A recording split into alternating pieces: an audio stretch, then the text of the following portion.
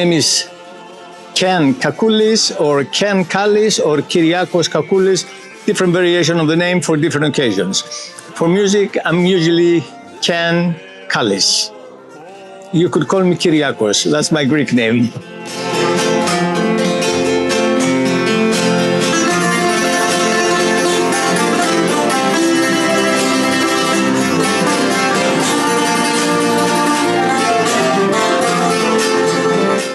I was born in the island of Cyprus, a Greek island, in the Mediterranean Sea. It's the heart of the Mediterranean. We're closer to Egypt and so on, but we're a Greek descent or nationality, yeah.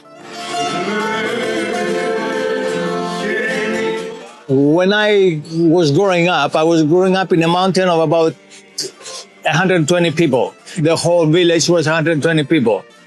And I used to hear this sound, the bouzouki sound that you hear now in the background. And I used to ask my dad, I said, Dad, I want this, what is it? He says, I don't know, my boy, I just work it was an asbestos mine. I said, I don't know. And I used to hear it every day. He used to put the radio because we didn't have TV. And I used to hear it and cry every day. And I said, I want to learn. He says, I don't know how to teach you, I don't have it. So when we came to Canada, at the age of 12, I came to Canada from Cyprus. And I heard that sound again here in Canada in the radio. And I asked one of my friends, I said, what is that? I've been looking for that instrument. What is it? He says, it's called a bouzouki. I said, oh my God, where do I get one? He says, coincidentally, my uncle has one in the closet, thrown in the closet. I said, ask him if he wants to sell it and how much. So he asked him, I was like 12, 13 years old at the time. He says he wants $200, I can't remember. $200 those days was a lot of money. So I said, okay, I'm going to work in the summertime. So I got a summer job because I was going to school. I made the money, I earned the $200, and around September of that year, I bought the bouzouki. And that was my first introduction to the bouzouki. My top quality instruments that I make here, they're about $4,500, $5,000. Mid quality is about $2,500, and student quality is about $1,200 now. As you could see, the bouzouki has different, it's not a flat piece of wood where you just glue it together, put strings and run. Here you have to mold everything. You have, the design alone is very intricate. So yeah, here it is. It costs that much. They're not cheap.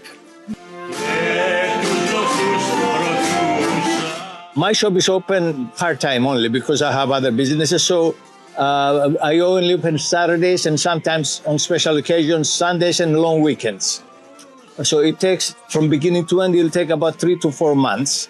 Because when you glue something, you have to wait for 2 weeks until it dries and then carry on to the next step. So it takes about 3 to 4 months.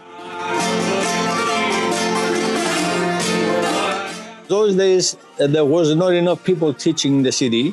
There was maybe 15, 20 players that were playing in nightclubs and they didn't have patience to teach. Plus, they were protecting their job. And I realized that later. So they try not to teach other people because if I learn, a young player would charge 1/3 the price they charge and they lose jobs. So they said, no, we're sleeping in the daytime, don't bother us type of idea.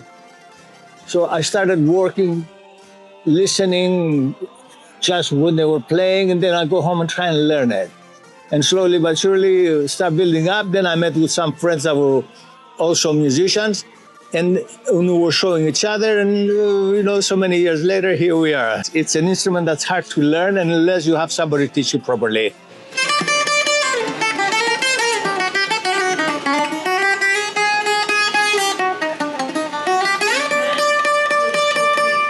I recorded 4 CDs so far, instrumental CDs with bouzouki, just to reintroduce bouzouki to the world.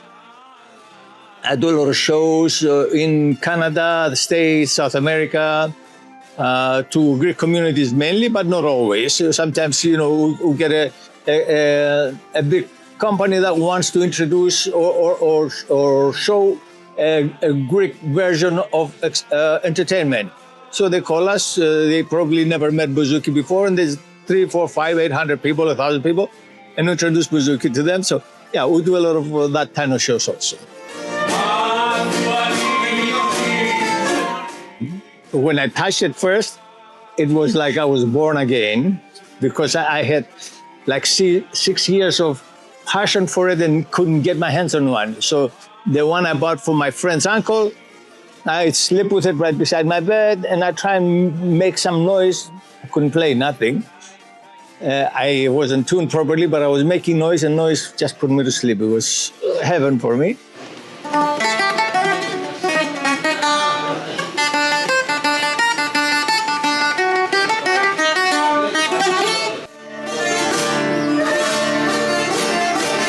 Yes, and I'll tell you the secret, and I'm not going to put down my Irish friends, but I don't like them for this reason. I'll explain why, and I told them to their face, so I don't hide it. The bouzouki is purely Greek, but in the 60s, some Irish guitarist went to Greece, and he heard the sound of bouzouki, and he says, "Oh my God, I love the sound. I'm going to buy one and convert it to suit us." So he bought it and named it Irish bouzouki. I said, "How dare you?" I called him in the 70s when they started, they got to know me, and he says, "Well, I'm an Irish bouzouki player." I said, "Okay, Irish and bouzouki player are two different things." He says, "No, I bought a bouzouki from Greece and now converted to Irish instrument and call it Irish bouzouki." I said, "How dare you? Don't talk to me again." We were laughing at it. He says, "Well, it is what it is." I said, "No, I'm going to make sure you call it shamrock, call it anything you want, but bouzouki." They still call it bouzouki though. 50 plus.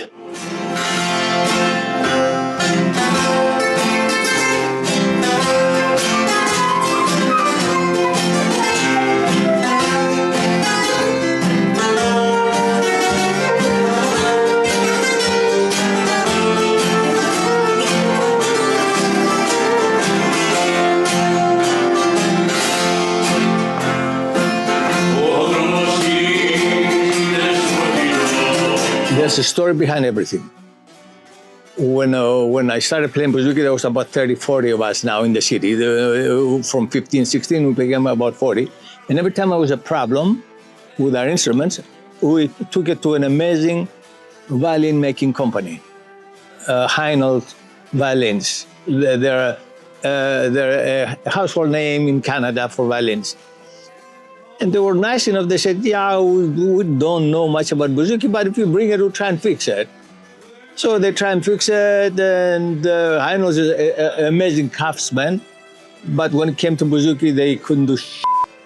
So I figure one of us has to learn then how to make bouzouki. So I used to call my friends in Greece that are bouzouki makers. And I said, "This is the problem we're having, can you?" And he says, "Yeah, how is Canada?" They talked to me like for 5 hours about Canada, and then 3 minutes how to do things. You know, they were just enamored that I'm from Canada and they're there, and they were trying to learn about Canadian lifestyle. So they took all my time talking about Canada, and then 10 minutes to tell me how I should collect the problem. And from there, I started learning, accumulating, and here it is. To every musician, it means the same. This is our life. We wake up, we sleep, we think, and it all evolves around, no matter what we do in life, because with bouzouki, there's not enough demand for us to make a good living. So we have other jobs. Regardless of what jobs you do, bouzouki is the first and last thing we think of when we go to sleep and when we wake up. One of them is Thanasis Polykandriotis. That's the long name. He is a classical Greek bouzouki player like no other, and he plays songs that are from concertos, like Bach and so on, but converts them to bouzouki. I love that sound. There's hardcore Greek bouzouki players such as Yannis Paleologou. He is amazing. Manolis Chiotis. And for people that are not Greek, they mean nothing. To us, the Greeks, when you hear it, you perk up and say, "Oh my God." Some of them are not alive now. But every time we hear the name, we just bow. This is how good they are.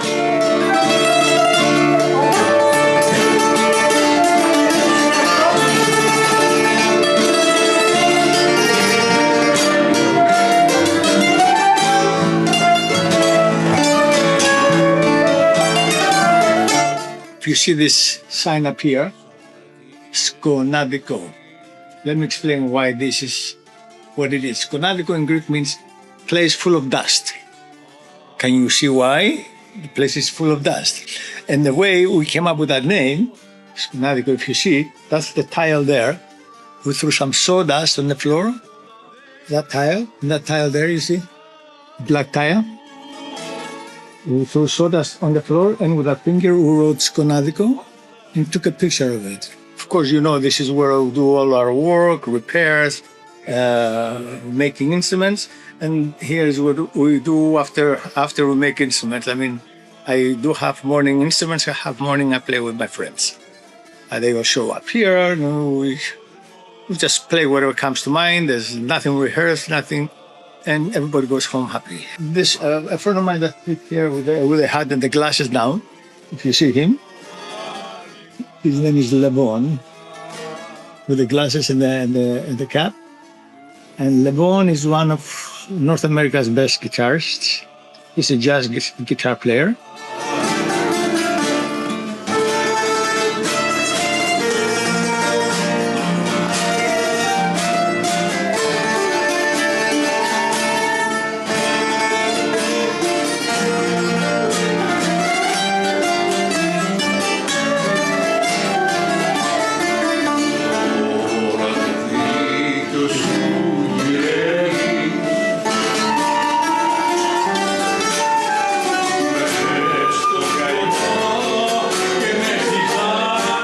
Ukuleles, the little ones, and that's a mini oud.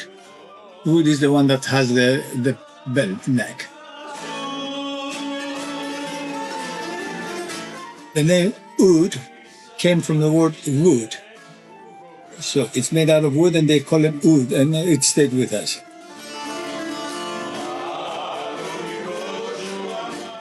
All types of tools for the shop when we do our work and so on. These are instruments we worked on, or we were working on, or we're just keeping until somebody wants them.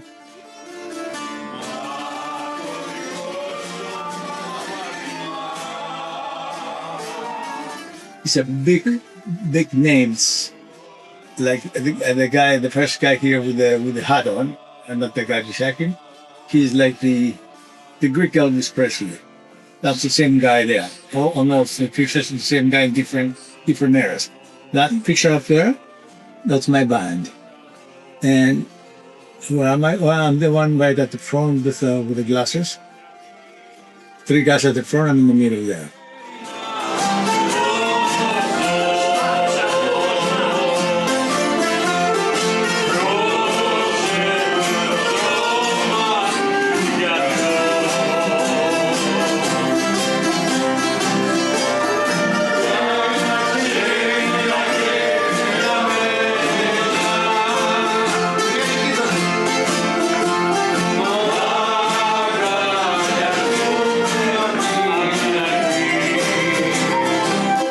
I've been to a lot of countries. Still, my heart pulls me to Kenya. I do most of my traveling I do with my daughter. We went to the African safari.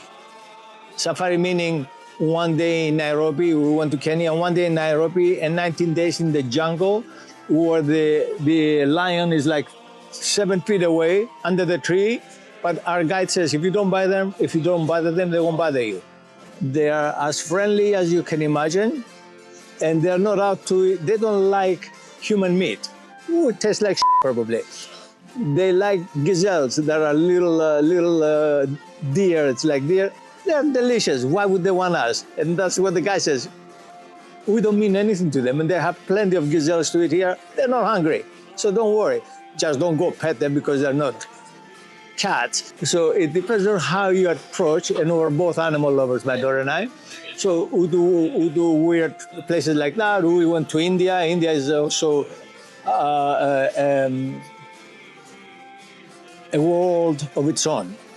People that haven't gone would never know.